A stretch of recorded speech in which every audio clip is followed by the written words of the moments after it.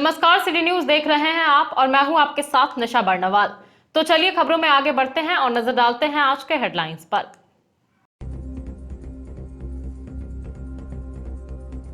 राज्य स्तरीय बैंकर्स समिति की ओर से नगर भवन में वृहद ग्राहक जनसंपर्क अभियान का हुआ आयोजन। बगोदर विधायक, डिप्टी मेयर समेत कई गणमान्य लोगों की रही उपस्थिति। 451 लोगों के बीच किया गया 13 करोड़ 39 लाख के ऋण का वितरण। 922 लोगों के बीच 45 करोड़ 81 लाख के ऋण की हुई स्वीकृति। जलापूर्ति बाधित होने के बाद बरगंडा पुराना पुल के पास पाइप शिफ्टिंग के निरीक्षण के लिए पहुंचे डिप्टी मेयर प्रकाश सेठ, दिए आवश्यक दिशा निर्देश। जमुआ के धुरगड़गी में पेड़ गिरने से उसमें दबकर हुई किशोर की मौत। शव को लाया गया पोस्टमार्टम के लिए सदर अस्पताल। जांच पड़ताल में जुटी पुलिस। और सरिया प्रखंड कार्यालय पहुंचे डीडीसी शशि भूषण मेहरा। संबंधित लोगों के साथ की बैठक, की मनरेगा योजना की समीक्षा। प्रधानमंत्री आवास योजना का रिपोर्ट भी किया तलब।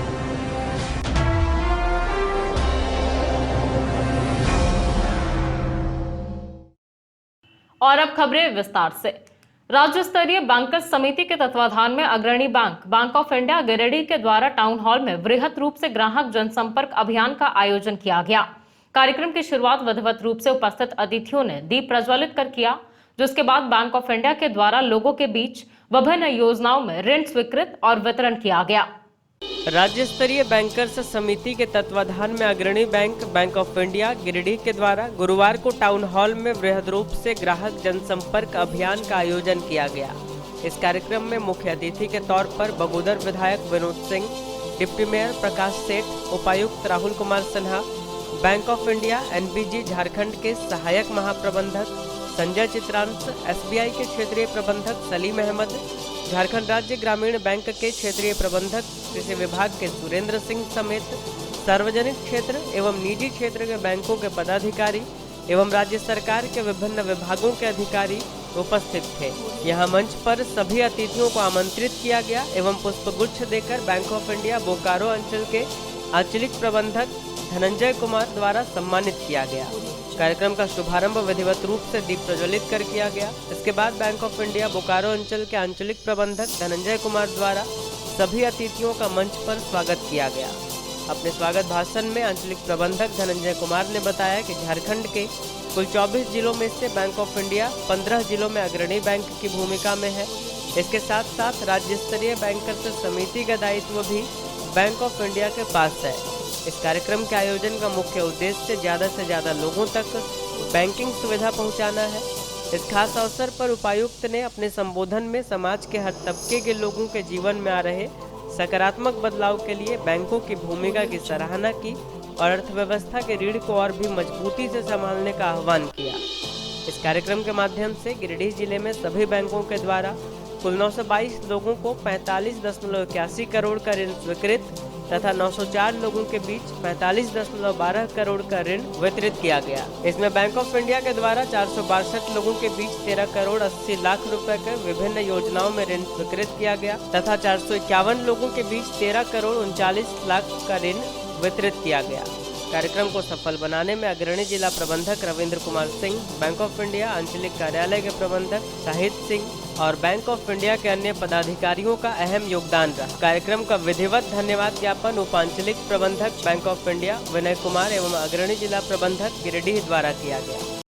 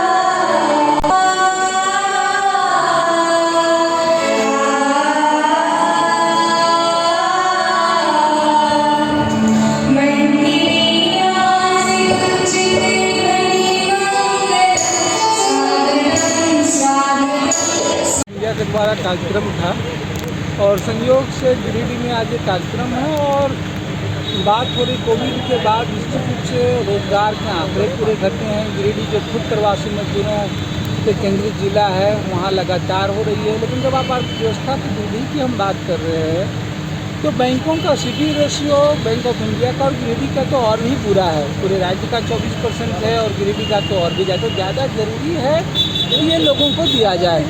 वो चाहे केसीसी लोन सबसे ज़्यादा पेंडिंग है लोगों के लिए है, छोटे मोटे उद्योग के लिए लोन है। और इन चीज़ों का जो प्रचार का कर रहे हैं बैंकों के बाहर जो एक बोर्ड जो है लगाया जाना चाहिए। बैंकों का आज़ादी के 75 वर्ष पर ये आयोजन हो रहा है तो बैंकों का राष्ट्रीयकरण एक महत्वपूर्ण उपलब्धि थी। लेकिन आज ये हो गया कि बैंकों से ज़्यादा निजी संस्थान निजी लोग इस घुसखोरी और महाजनी को ख़त्म करने के लिए ये प्रोसेस शुरू हुआ था। आज एक पैरेलल फिर से घुसखोरी महाजनी हो गई है। कहीं ना कहीं हमारी असफलता को दिखा रही है। तो बैंक इस दिशा में और ज़्यादा मजबूत हों, लोगों को सुलभ कराए लोन, यही सार्थकता होगी। इसका क्या हुआ? आज यहाँ जो है बैंक ऑफ इंडिया द्वारा प्रायोजित नहीं है, ये MSME का मिनिस्ट्री ऑफ फिनांस द्वारा एक प्रोग्राम है जो सभी बैंकों का जो भी डिफरेंट उत्पाद हैं उसका जानकारी दिया जा रहा है। और इसमें अभी जो कोविड से इफेक्टेड लोग हुए हैं उससे बचने के लिए उससे जो भी हम लोग हेल्प कर सके, जो गवर्नमेंट का प्लान है और उसका डिफरेंट ऋण उत्पाद है उसका हम लोग यहाँ पे ये कर रहे हैं। उसका हम लोग सैंक्शन लेटर भी दे रहे हैं। और अभी जो गवर्नमेंट का थ्रस्ट है कि एक रैम होता है, रिटेल, एग्रीकल्चर और MSME, तो ये रैम में जो भी हम लोग हेल्प कर सकते हैं बैंकों द्वारा पब्लिक को, वो हम लोग पब्लिक को एक मैसेज देना चाह रहे हैं कि जो भी कोविड से इफेक्टेड हुए हैं या उनका बिजनेस डाउन हुआ है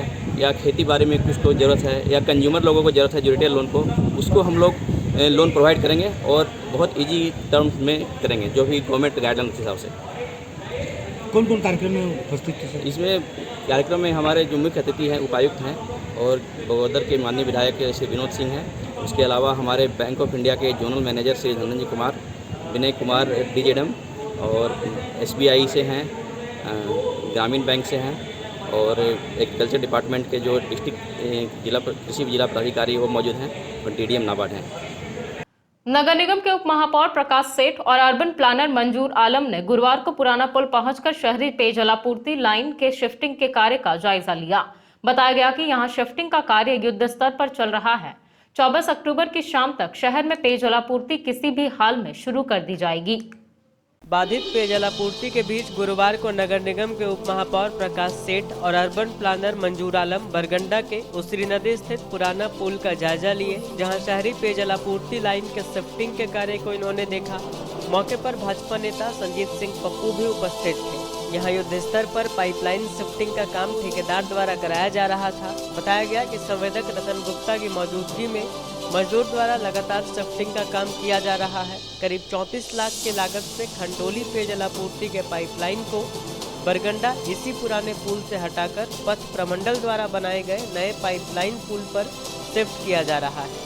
बता दें कि नगर निगम ने पूरे निगम इलाके में 3 दिनों तक पेयजल आपूर्ति बाधित करने की घोषणा की थी। लिहाजा बीते बुधवार से शहर में पेयजल आपूर्ति बाधित किया गया है, जबकि बुधवार से ही शिफ्टिंग का काम भी शुरू किया गया। इधर गुरुवार को जायजा लेने गए डिप्टी मेयर प्रकाश सेठ ने बताया कि हर हाल में 24 अक्टूबर की शाम से शहर में पेयजल आपूर्ति शुरू कर दी जाएगी।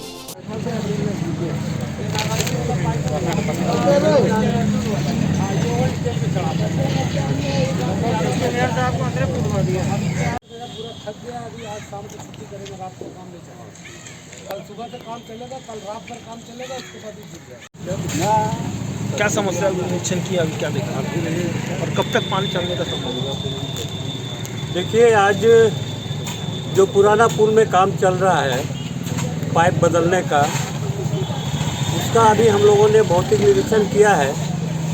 नगर निगम ने यह घोषणा की थी कि 4 दिनों तक पानी बाधित रहेगा और 4 दिनों के अंदर हम काम कंप्लीट कर लेंगे। अभी हमने भौतिक निरीक्षण किया है। यहाँ हमारे ठेकेदार भी जो काम कर रहे हैं, काम और दिन रात चल रहा है दोनों शिफ्ट में।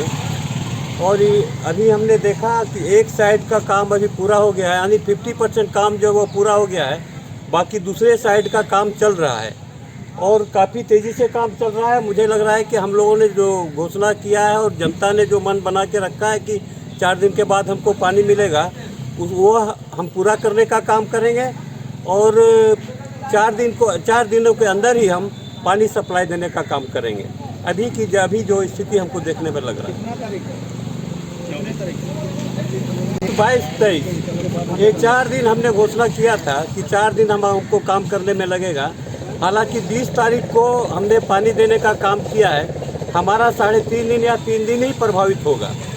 काफ़ी तेज़ी से काम चल रहा है और इस काम को हमको लग रहा है कि निश्चित पूरा होगा और हम पानी आपूर्ति करने में। जमुआ थाना क्षेत्र के धुरगड़गी गांव में 15 वर्षीय सिकंदर दास के ऊपर कटहल का पेड़ गिर गया, जिससे मौके पर ही उसकी मौत हो गई। घटना के बाद पुलिस मौके पर पहुंची और शव को कब्जे में लेकर उसे पोस्टमार्टम के लिए गिरिडीह सदर अस्पताल भेज दिया। जमुआ थाना क्षेत्र के धुरगड़गी गांव के सिकंदर दास की मौत उसके ऊपर पेड़ गिर जाने से हो गई। गुरुवार को मृतक के शव का पोस्टमार्टम सदर अस्पताल में करवाया गया। बताया गया कि स्वर्गीय बंसी दास का 15 वर्षीय पुत्र सिकंदर दास के ऊपर बुधवार शाम को कटहल का पेड़ गिर गया, जिससे मौके पर ही उसकी मौत हो गई। बताया गया कि पेड़ नागेश्वर राणा का था और वह किसी से उस पेड़ को कटवा रहा था। इसी दौरान कटहल का पत्ता लेने के लिए मौके पर भीड़ इकट्ठा हो गई थी।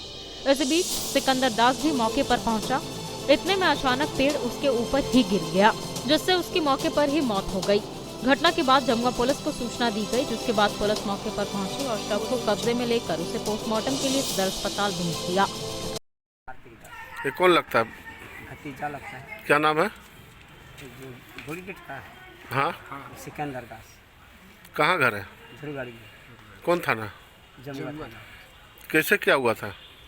यही बताइए ना, पेड़ के बीच में मैंने दब गया था। पेड़ कट रहा था या काटा हुआ था? मैंने काट रहा था। पेड़ कट रहा था? हाँ, और दौड़ के मैंने वहाँ गए। पेड़ गिर गया इसके ऊपर। हाँ, इसके कब हुआ ये? ये करीब मैंने 4 बजे 4:30 बजे के बीच की बात। शाम को? शाम। तो वहीं एक्सपोर्ट डेट हो गया था? हाँ, एक्सपोर्ट डेट हो गया। क्या चीज़ का पेड़ था? कटहल का। तो कोई काट रहा था या पेड़ किसका था? जिसका पेड़ था ना, वो राणा था सर, और वो पेड़ कटवा रहा था। उप विकास आयुक्त शशिभूषण मेहरा गुरुवार को सरिया प्रखंड कार्यालय पहुंचे और बैठक की। इस दौरान इन्होंने विभिन्न योजनाओं की समीक्षा की और संबंधित लोगों को आवश्यक दिशा निर्देश दिया। सरिया प्रखंड कार्यालय में गुरुवार को गिरिडीह उप विकास आयुक्त शशिभूषण मेहरा पहुंचे और बैठक में शामिल हुए। इस दौरान यहां प्रखंड के सभी पंचायतों के मुखिया, पंचायत सेवक, बीपीओ राघव हसन, बीडीओ मनोज कुमार गुप्ता समेत एई, जेई के साथ इन्होंने बैठक कर योजनाओं की समीक्षा की। बैठक में सरिया प्रखंड के सभी पंचायतों में चल रहे मनरेगा योजनाओं की समीक्षा की गई और प्रधानमंत्री आवास की प्रगति रिपोर्ट देखी गई। इस दौरान श्री भूषण ने कहा कि सरिया पूर्वी के कोयरीडीह समेत 3-4 पंचायतों में प्रधानमंत्री आवास के कार्य की गति बहुत धीमी है। तीव्र गति से कार्य बढ़ाने चाहिए। वित्तीय वर्ष 2021-22 के लिए लक्ष्य को हर हाल में पूरा करना है। कार्यों में लापरवाही बरतने से पंचायत सेवक पर विभागीय कार्रवाई तय है। साथ ही मनरेगा कार्यों में अनियमितता मिलने पर सीधे रोजगार सेवक पर कार्रवाई होगी। इन्होंने कहा कि मनरेगा के तहत हर पंचायत में योजनाएं चलाई जाए ताकि हर मजदूर को अधिक से अधिक काम मिल सके और अधिक से अधिक अंतिम व्यक्ति तक महत्वाकांक्षी योजनाओं का लाभ मिल सके। मनरेगा प्रधानमंत्री आवास योजना 15वां वित्त आयोग जो हो रहा है कार्यों की समीक्षा की गई। इसमें से पंचायत जो है लक्ष्य से काफ़ी पीछे था। उन लोगों को कहा गया है कि अपनी स्थिति आप सुधारें, नहीं तो कड़ी कार्रवाई की जाएगी। देश में 100 करोड़ लोगों को कोरोना का टीका दिए जाने को लेकर सदर अस्पताल समेत विभिन्न प्रखंडों में एक उत्सव कार्यक्रम आयोजित कर इस पर खुशी जाहिर की गई। इसको लेकर सदर अस्पताल में रंगोली बनाकर 100 करोड़ लोगों को वैक्सीन दिए जाने पर उत्सव मनाया गया। भारत में 100 करोड़ लोगों की कोविड वैक्सीनेशन होने पर गुरुवार को सदर अस्पताल गिरिडीह में एक उत्सव कार्यक्रम रंगोली बनाकर मनाया गया। कार्यक्रम में सदर अस्पताल के उपाध्यक्ष उपेंद्र दास और सीएचओ किमी कुमारी, आलोक कुमार, ऑपरेटर रजनीश कुमार शामिल रहे। कार्यक्रम की अगुवाई स्कूल यूनिसेफ और चेतना विकास की ओर से की गई। बताया गया कि नगर निगम क्षेत्र में जगह जगह कार्यक्रम आयोजित कर लोगों को बढ़ चढ़ कर इस वैक्सीनेशन कार्यक्रम में शामिल कराया गया। कार्यक्रम में क्लस्टर कोऑर्डिनेटर पुष्पा शक्ति, कैली हमरम, तनुश्री, सरफराज अहमद, नवाब हसन, गौरव अमीशा आदि की भूमिका महत्वपूर्ण रही।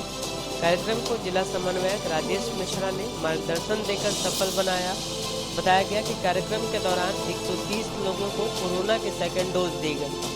कार्यक्रम के विषय में जानकारी देते हुए क्लस्टर कोऑर्डिनेटर पुष्पा शक्ति ने बताया कि नगर निगम क्षेत्र के साथ साथ प्रखंड क्षेत्रों में भी कार्यक्रम किया जा रहा है और जश्न मनाया जा रहा है। कार्यक्रम की सफलता में तीसरी प्रखंड क्षेत्र के प्रखंड समन्वयक विलियम जैकब के साथ रोहित भारती, मुकेश और सुरेंद्र कुमार की भूमिका भी महत्वपूर्ण रही। मेरा नाम संतोष कुमार हुआ, मैं बरगंडा गिरिडीह से हूँ। आज मैंने अपना सेकेंड डोज कोविशील्ड का ले लिया है और मुझे बहुत गर्व है कि मेरे हिंदुस्तान ने इस आंकड़ा को 100 करोड़ के आंकड़े को पार किया है। आज ये हमारे प्रधानमंत्री और सभी जो हमारे क्या कहते हैं सेवाधारक हैं, जो भी हॉस्पिटल में हैं, स्टाफ हैं, उन्होंने बहुत तन मन से ये काम किया है और इस टारगेट को पूरा किया है। इसलिए मैं सारे हिंदुस्तान को बधाई देना चाहता हूँ और स्पेशली प्रधानमंत्री को बधाई देना चाहता हूँ जिन्होंने इस टारगेट को पूरा करने में हमारा साथ दिया है। हमें इसकी उपलब्धि पर गर्व है। हम सभी को भी टीकाकरण के दोनों डोज को लेना चाहिए और कोरोना के कड़ाई व्यवहार को हम सभी को भी कोरोना के दोनों डोज को लगाना चाहिए और कोरोना के अनुकूल व्यवहार को कड़ाई से पालन करना चाहिए। मेरा नाम संदीप कुमार है। मैंने कोरोना का दोनों वैक्सीन ले लिया है। आज हमारे देश ने 100 करोड़ की उपलब्धि प्राप्त कर ली है, हमें गर्व है। सभी को कोरोना का दोनों डोज लेना जरूरी है, तभी हम कोरोना के अनुकूल व्यवहार का पालन कर सकते हैं और अपने देश को आगे बढ़ा सकते हैं। अपने देश की इस ऐतिहासिक उपलब्धि पर गर्व है। हम सभी को कोरोना वैक्सीन का दोनों डोज लेना है और कोरोना अनुकूल व्यवहार का कड़ाई से पालन करना है।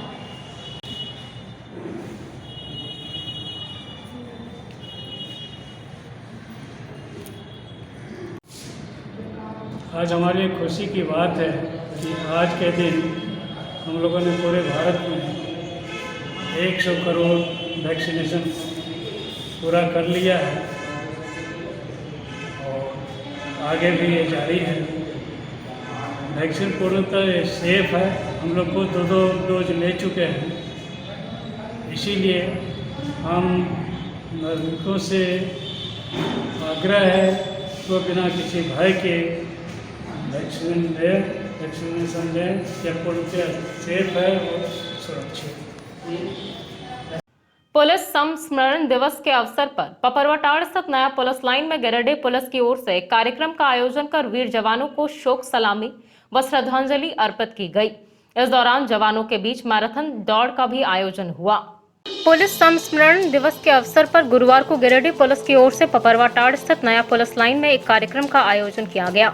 कार्यक्रम में मुख्य रूप से एसपी अमित रेणु व एसडीपीओ अनिल कुमार सिंह के अलावे तमाम पुलिस पदाधिकारी व जवान शामिल हुए। इस दौरान वीर जवानों को शोक सलामी व श्रद्धांजलि दी गई। वहीं पुलिस लाइन में मैराथन दौड़ का भी आयोजन किया गया। इस बाबत एसपी अमित रेणु ने कहा कि आज के दिन हम तमाम पुलिस पदाधिकारी व जवान अपने वीर शहीदों को याद करते हैं और उनके द्वारा देश के लिए दिए गए बलिदान को याद करते हैं। एसपी ने कहा कि वीर शहीदों के बलिदान को याद कर हमें भी उनकी तरह कार्य करने की प्रेरणा मिलती है।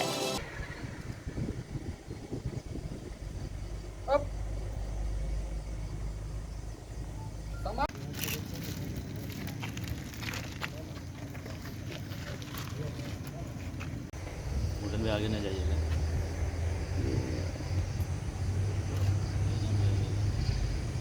न्यू बरगंडा स्थित सर जेसी बोस विद्यालय के सभागार में नेताजी सुभाष चंद्र बोस को समर्पित करते हुए एक कार्यक्रम का आयोजन किया गया।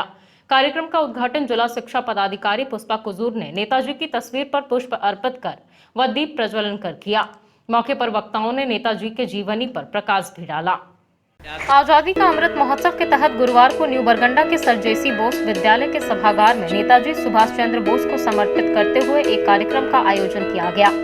भारत सरकार और स्कूली शिक्षा एवं साक्षरता विभाग झारखंड सरकार के निर्देश के आलोक में आयोजित कार्यक्रम में बतौर मुख्य अतिथि जिला शिक्षा पदाधिकारी पुष्पा कुजूर ने कार्यक्रम का उद्घाटन नेताजी के तस्वीर पर पुष्प अर्पित करते हुए दीप प्रज्वलन के साथ किया। मौके पर प्रधानाध्यापक ने भी सभी शिक्षक शिक्षिकाओं के साथ इस उद्घाटन सत्र में भाग लिया।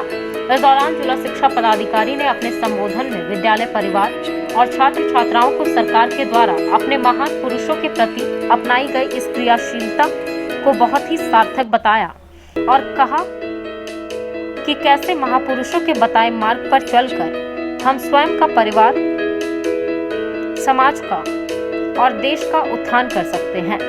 प्रधानाध्यापक देवेंद्र प्रसाद सिंह ने कहा कि देश प्रेम की भावना को समर्पित ऐसे कार्यक्रम निश्चित रूप से नई पीढ़ी में एक नई ऊर्जा और सोच का संचार करेगी।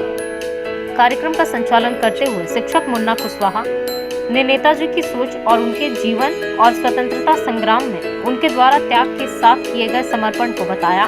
कार्यक्रम को संबोधित करते हुए छात्रा प्रिया सारस्वत ने इनकी जीवनी पर प्रकाश डाला तो स्नेहा कुमारी सिन्हा, हेना प्रवीण, आलिया नाज, रूबीना प्रवीण ने नेताजी के द्वारा देश की आजादी में किए गए त्याग और बलिदान के बारे में छात्रों को रूबरू कराया।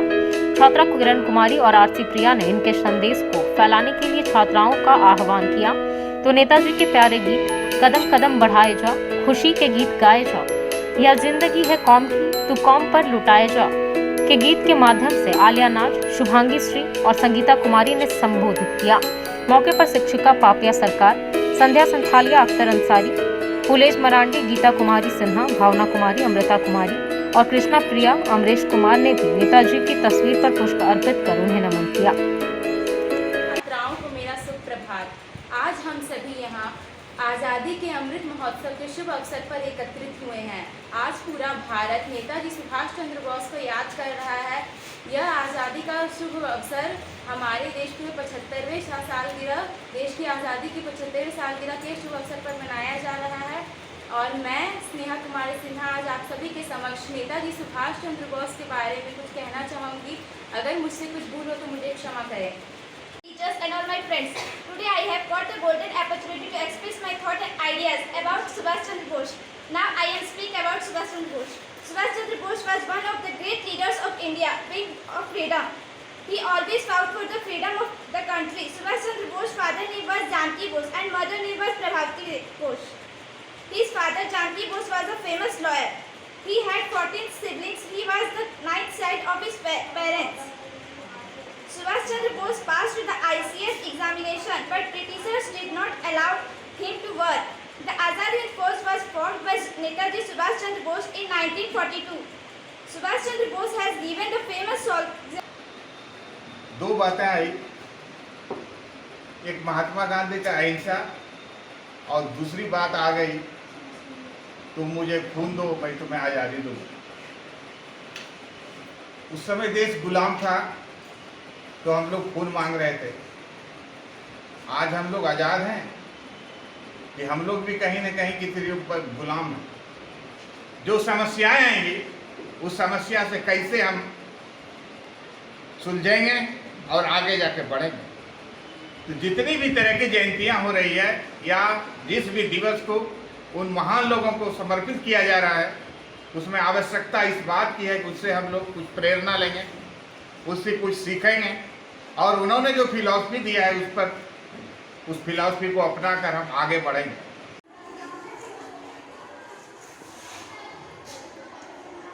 आज़ादी के 75 वर्ष के उपलक्ष्य में पूरा भारत देशभक्ति के सराबोर में रंगा हुआ है और उसी कार्यक्रम के तहत स्कूली शिक्षा एवं साक्षरता विभाग के निर्देश के आलोक में आज आज़ादी का अमृत महोत्सव के अंतर्गत बच्चियों के दिलो दिमाग में, छात्र छात्राओं के दिलो दिमाग में देशभक्ति, देश प्रेम और अपने देश के प्रति एक सकारात्मक सोच का संचार होता है। धन्यवाद के पात्र हैं जिन्होंने ऐसी परिकल्पना को परिपूर्ण किया है और हम सबों को भी एक मौका दिया है देश के लिए सोचने का, समझने का और कुछ करने का। धन्यवाद। टुंडी रोड से लगे अजीडीह से शिवम मोड़ और यहां से उदनाबाद तक की सड़क पूरी तरह से खस्ता हाल हो चुकी है, जिससे राहगीरों को इस सड़क पर पैदल चलना भी दूभर हो गया है। इस बाबत लोगों ने प्रशासन का ध्यान इस ओर आकृष्ट करवाया और इस सड़क की मरम्मती की मांग की। टुंडी रोड से लगे अजीडीह से शिवम मोड़ और यहां से उदनाबाद तक सड़क जर्जर हो गई है। लोगों का इस पर चलना दुभर हो गया है। गुरुवार को लोगों ने इस पर अपनी प्रतिक्रिया जाहिर की। इस बाबत लोगों ने कहा कि गाड़ी तो छोड़ दीजिए, इस सड़क पर पैदल चलना भी परेशानी का सबब बन रहा है। लोगों ने प्रशासन का ध्यान इस ओर आकृष्ट करवाया और इस सड़क के मरम्मती की मांग की है। जमबाद पंचायत उदनाबाद के अंतर्गत टुंडी रोड से लेकर के उदनाबाद और उदनाबाद रोड और उदनाबाद से दुखिया महादेव जो पर्यटक स्थल का दर्जा दिया गया है झारखंड सरकार द्वारा, वो रोड एकदम जर्जर है, जो पैदल चलना बड़ा मुश्किल हो गया है। इतने बार इस रोड में गर्भवती महिला को रोड में ही स्पर्श हो गया है। इस पर सरकार, इससे पूर्व भी सरकार ध्यान नहीं दिया और वर्तमान में भी सरकार है रोड पर अभी ध्यान नहीं दिया, जो कि यहाँ के बगल में स्थानीय विधायक माननीय सुदीप कुमार सोनू भैया जी को भी इस न्यूज़ के माध्यम से कहते हैं कि ज़रा रोड पर ध्यान दीजिए, आप बगल में है। दुखिया महादेव आने जाने के यात्री लोग का बहुत दिक्कत हो रहा है। बगल में शिवम फैक्ट्री है। यहाँ पर स्थानीय जनप्रतिनिधि लोगों का भी ध्यान नहीं है कि रोड किस स्थिति में है, और यहाँ का जो फैक्ट्री का मालिक है ये भी अपना लूटने में व्यस्त है। यहाँ का 2 किलोमीटर एरिया तक इसको रोड, बिजली, पानी देना चाहिए, जो कि अभी तक निष्क्रिय है ये फैक्ट्री का मालिक। दुखिया महादेव मंदिर तक रोड इतना ख़राब है कि आए हर दिन एक्सीडेंट की दुर्घटना होती रहती है। इससे मैं माननीय प्रधान मुख्यमंत्री से आग्रह करूँगा कि रोड जल्द से जल्द बनने का कृपा करें। बीते 6 अक्टूबर को सड़क हादसे में घायल हुई बेंगाबाद के महुआर गांव की तिलकी देवी की मौत इलाज के दौरान धनबाद में हो गई। गुरुवार को मृतक के शव का पोस्टमार्टम सदर अस्पताल में कराकर परिजनों के सुपुर्द कर दिया गया। सड़क हादसे में घायल बेंगाबाद के महुआर गांव के तिलकी यादव की मौत इलाज के दौरान धनबाद में हो गई। गुरुवार को मृतक के शव को पोस्टमार्टम के लिए सदर अस्पताल लाया गया। बताया गया कि गणेश सिंह की पत्नी तिलकी देवी बीते 6 अक्टूबर को सड़क हादसे में घायल हुई थी। आनंद फानन में उसे सदर अस्पताल लाया गया था, जहां से धनबाद रेफर कर दिया गया था। बाद में धनबाद से उसे रांची रेफर किया गया, जहां बुधवार की रात उसकी मौत हो गई। गुरुवार को मृतका के शव को पोस्टमार्टम के लिए सदर अस्पताल लाया गया, जहां पोस्टमार्टम के बाद शव को परिजनों के सुपुर्द कर दिया गया। ये कौन लगती है आपको? पत्नी। क्या नाम था? तिलकी देवी। कहाँ घर है? महुआ बड़ौदा। क्या हुआ था? एक्सीडेंट हुआ था। कब? 6 तारीख शाम। तो इलाज चल रहा था? हाँ, इलाज चल रहा था। और गाड़ी वाला क्या है ना क्या समझ उसको नहीं मालूम है। तो गाड़ी वाला पकड़ाया था? नहीं, हमको नहीं मालूम, ले गए उधर, लेकिन बोलता है कि गाड़ी थाना जाना है। तो कब एक्सपायर किया ये? एक्सपायर कब किया? कल करीब 2-2:30 के लगभग। कल 2-2:30 बजे दिन में? 6 तारीख को एक्सीडेंट हुआ था? हाँ, शाम को 4:30-4:45 ऐसे लगभग। कहाँ पे एक्सीडेंट हुआ था? बड़ौदा महुआर में। वार्ड 11 सीहोडी में काली पूजा को लेकर सीहोडी सार्वजनिक काली मंडप परिसर में एक बैठक की गई। बैठक के दौरान पूजा धूमधाम से मनाने को लेकर चर्चा की गई। वहीं कमेटी का चयन व विस्तार पर भी चर्चा हुई। नगर निगम क्षेत्र के वार्ड नंबर 11 सीहोडी में काली पूजा को लेकर गुरुवार को एक बैठक की गई। यह बैठक सीहोडी सार्वजनिक काली मंदिर परिसर में रखी गई। बैठक में कमेटी का चयन व कमेटी के विस्तार पर चर्चा की गई। बैठक में लोगों ने सर्वसम्मति से पूर्व की पूजा कमेटी पर भरोसा जताते हुए कमेटी को यथावत रखा और कुछ नए सदस्यों को समिति में जोड़ा गया। सभी ने पूजा धूमधाम से व कोरोना गाइडलाइन का पालन करते हुए करने की बात कही। कमेटी में अध्यक्ष सुरेंद्र साहा, सचिव उमेश यादव, राजू पेंटर, अमन कुमार, कोषाध्यक्ष राजेश राम, उपाध्यक्ष सुशील शर्मा, संरक्षक मुखिया संदीप शर्मा, वार्ड पार्षद अशोक राम, संगठन मंत्री मनदीप शर्मा, प्रमोद स्वर्णकार, मुकेश कुमार, रमा यादव, केदार वर्मा, उमेश यादव, विक्रम शर्मा, सोनू राम, बबलू शर्मा आदि कार्यकारिणी में सक्रिय रूप से कार्य करेंगे। पूजा की तैयारी व समीक्षा के लिए कमेटी अगली बैठक सोमवार को रखी गई। जो ये संस्था 1992 से चल रहा है, 79 से चल रहा है और आज सर्वसम्मति से बैठक हुआ कि पूजा कैसे हो, किस आधार पे हो और धूमधाम से हो। कोविड-19 को देखते हुए हम लोग सर्वसम्मति से निर्णय लिए हैं कि जो सरकार का गाइडलाइन है उसको देखते हुए हम लोग पूजा मनाएंगे और कल से हम लोग चंदे के लिए निकलेंगे और सभी से आग्रह होगा कि अधिक से अधिक लोग पहुँचें और पूजा में सहभागी हों। और कमेटी जो पिछले वर्ष की थी उसी को रिव्यू कर दिया गया। उसके बाद सभी सदस्यों को, नए सदस्य को जोड़ने का भी काम चल रहा है और सर्वसम्मति से विचार विमर्श हुआ कि काली पूजा धूमधाम से मनाया जाए, लेकिन कोरोना प्रोटोकॉल को ध्यान में रखते हुए, ताकि प्रशासन को भी किसी तरह की शिकायत का मौका नहीं मिले और पूजा पूरे धूमधाम हर्षोल्लास से मनाया जाएगा। कल से चंदा कमेटी चंदा करने निकलेंगे। गिरिडीह जिला क्रिकेट एसोसिएशन के मकतपुर स्थित कार्यालय में एसोसिएशन के तत्वाधान में होने वाले सत्र 2021-22 के जिला स्तरीय क्रिकेट टूर्नामेंट का आयोजन नवंबर में होने की जानकारी दी गई। बताया गया कि टूर्नामेंट में भाग लेने के लिए फॉर्म का वितरण जिला क्रिकेट एसोसिएशन के मकतपुर स्थित कार्यालय में 25 अक्टूबर से किया जाएगा। गिरिडीह जिला क्रिकेट एसोसिएशन के तत्वाधान में होने वाले सत्र 2021-22 के जिला स्तरीय क्रिकेट टूर्नामेंट का फॉर्म 25 अक्टूबर से मिलेगा। मकतपुर स्थित कार्यालय में इस बात की जानकारी एसोसिएशन के सचिव रमेश यादव ने दी। इस बाबत रमेश यादव ने कहा कि नवंबर माह में टूर्नामेंट का आयोजन होगा। इस टूर्नामेंट का फॉर्म मिलने की तिथि जारी कर दी गई है। हर वर्ष की तरह इस बार भी टूर्नामेंट में ए डिवीजन और बी डिवीजन का अलग अलग मैच खेला जाएगा। टूर्नामेंट में भाग लेने के लिए फॉर्म का वितरण जिला क्रिकेट एसोसिएशन के मकतपुर स्थित कार्यालय में किया जाएगा। गिरिडीह जिला क्रिकेट एसोसिएशन के सत्र 2021-22 का जिला स्तरीय क्रिकेट टूर्नामेंट नवंबर माह से स्टार्ट होने वाला है, जिसके लिए आवेदन फॉर्म 25 अक्टूबर से मकतपुर स्थित कार्यालय में उपलब्ध हो जाएगा। हर वर्ष की तरह इस वर्ष भी ए डिवीज़न तथा बी डिवीज़न का टूर्नामेंट गिरिडीह स्टेडियम में होना है। तो खिलाड़ियों से और सारी टीम से अपील है कि वो लोग ससमय अपना आवेदन फॉर्म जमा कर दें, ताकि इस टूर्नामेंट में वो। बरमसिया के विजय इंस्टीट्यूट में लक्की पूजा और भंडारा का आयोजन किया गया। यहां पूजा पाठ के बाद श्रद्धालुओं के बीच प्रसाद का वितरण किया गया।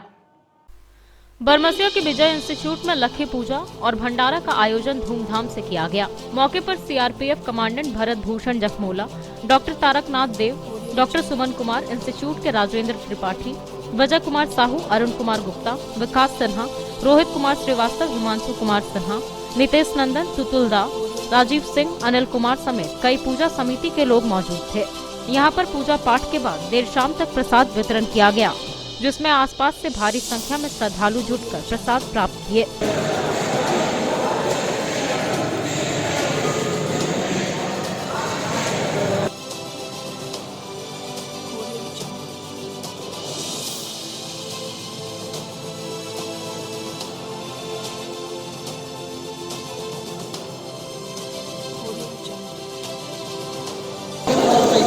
आज शरद पूर्णिमा के दिन विजय इंस्टीट्यूट द्वारा है बरमसिया के लोगों के सुख शांति समृद्धि और सारे शहर के लोगों के सुख शांति और समृद्धि हेतु लक्की पूजा का आयोजन किया जाता है, जिसमें तमाम लोगों की सहभागिता होती है। और इस अवसर पर यहाँ एक बृहद भंडारे का आयोजन किया जाता है, जिसमें हजारों लोग प्रसाद ग्रहण करते हैं। प्रखंड संसाधन केंद्र सरिया में समावेशी शिक्षा के अंतर्गत दिव्यांग छात्र छात्राओं के लिए जांच शिविर लगाया गया। इस शिविर में विभिन्न लक्षणों के मानसिक बीमार व दिव्यांग बच्चों की जांच कर उन्हें प्रेरित किया गया। प्रखंड संसाधन केंद्र सरिया में समावेशी शिक्षा के अंतर्गत दिव्यांग छात्र छात्राओं के लिए जांच शिविर लगाया गया, जिसमें प्रसिद्ध चिकित्सक निवेदिता पुष्टि, doctor Manoj Kumar, doctor Kumar Jain, doctor Shashikant Kushwaha उपस्थित थे। बताते चले कि इस शिविर में 213 दिव्यांग छात्र छात्राओं के स्वास्थ्य की जांच की गई। इस शिविर में विभिन्न लक्षणों के मानसिक बीमारी व दिव्यांग बच्चों की जांच कर उन्हें प्रेरित किया गया और सामग्री व उपकरण अगले शिविर में दिव्यांग बच्चों के बीच वितरित करने की बात कही गई। इस बाबत शिक्षक राकेश कुमार ने कहा कि दिव्यांग बच्चों को लेकर सरकार गंभीर है। यह शिविर लगाने से दिव्यांग बच्चों को लाभ मिलने के साथ साथ उन्हें प्रेरणा मिलती है। शिविर की सफलता में टीआरपी शिवली मुखर्जी, बीईओ सुनैना कुमारी, बीपीओ अक्षय कुमार, प्रभाकरण, राकेश कुमार, बलवंत कुमार, मुकेश चौबे, बसंत कुमार समेत कई बीआरसी से संबंधित विद्यालयों के शिक्षक मौजूद रहे।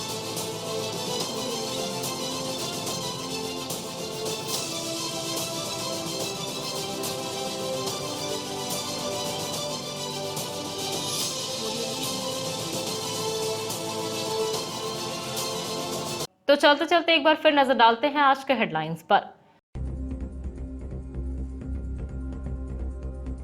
राज्य स्तरीय बैंकर्स समिति की ओर से नगर भवन में वृहद ग्राहक जनसंपर्क अभियान का हुआ आयोजन। बगोदर विधायक, डिप्टी मेयर समेत कई गणमान्य लोगों की रही उपस्थिति। 451 लोगों के बीच किया गया 13 करोड़ 39 लाख के ऋण का वितरण। 922 लोगों के बीच 45 करोड़ 81 लाख के ऋण की हुई स्वीकृति। जलापूर्ति बाधित होने के बाद बरगंडा पुराना पुल के पास पाइप शिफ्टिंग के निरीक्षण के लिए पहुंचे डिप्टी मेयर प्रकाश सेठ, दिए आवश्यक दिशा निर्देश। जमुआ के धुरगड़गी में पेड़ गिरने से उसमें दबकर हुई किशोर की मौत। शव को लाया गया पोस्टमार्टम के लिए सदर अस्पताल, जांच पड़ताल में जुटी पुलिस। और सरिया प्रखंड कार्यालय पहुंचे डीडीसी शशि भूषण मेहरा, संबंधित लोगों के साथ की बैठक, की मनरेगा योजना की समीक्षा। प्रधानमंत्री आवास योजना का रिपोर्ट भी किया तलब।